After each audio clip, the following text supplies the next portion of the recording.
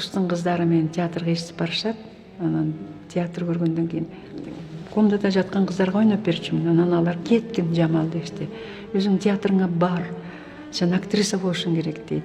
Анан поезд менен келип Күйкү эженин үйүнө барып, ал киши менен эртеси театрга худсоветке алып келди. Анан ошол жерде аларга ысык көлдүрдү алып бердим. Балыр болуп түбүңө жаткым келет ысык көл. Балык болуп шарыңдан аккым келет ысык көл. Кеме болуп беличимден баткым келет ысык көл. Ысык кумуң аралап жүргүм келет ысык көл. Шаң-шуң кетип жегиңде күлгүм келет ысык көл. Маяк болуп кылаңа күйгүм келет ысык көл. Анан айланайм, мындан жакшы артист чыгат экен, калгын деп анан ошону менен аларга бала болуп калдым. Күйкү эженин үйүндө да турдум, Боталип агайдын үйүндө да турдум, Жаманова деген эженин үйүндө да турдум. Баарына тең ушу баладай мамиле кылчу.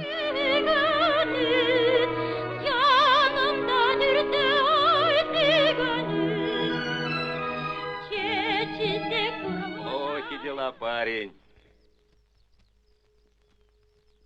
Девушка. Разве женское дело стрелять из ружья? Нужда заставит и мужчину месить тесто. Изуродовали юрту.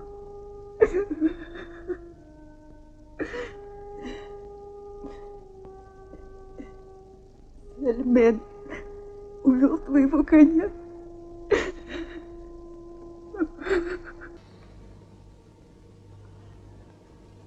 Hasan әкем тентіп бір отынан ажырап келді. Сен боз өлген жерден тіріліп келе отырасың. Қалғандары қайда? Қайсы жерлерде қалышты? Менің бектеніменен бір күні кеттің еле. Ал қайда? Емін үшін Аликче келбейді. Бул азыр ойлосом ушу кесип мени тарбиялады. Мен кандай ролдорду ойнодум, ушу айталык тиги Канекейди ойнодум, классикалык чыгармаларда энелердин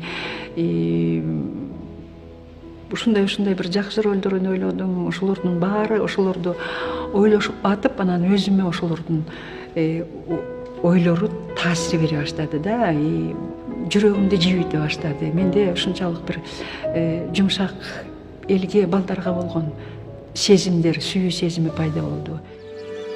Эта женщина сама история. Если этот день не окажется в истории, то мы с вами любезны попадем туда благодаря именно этой фотографии.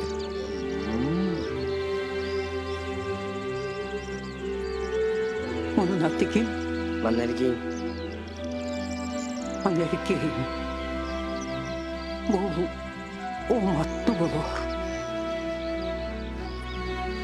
Буга чоң омат келет.